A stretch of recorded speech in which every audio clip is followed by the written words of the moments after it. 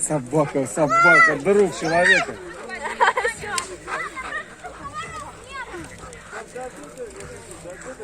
Народ дофига. Да нет, это нормально. Что пол здесь народу уехал. Помнишь этих? Ну да. У них одна палатка осталась. Комары прилетели, блин.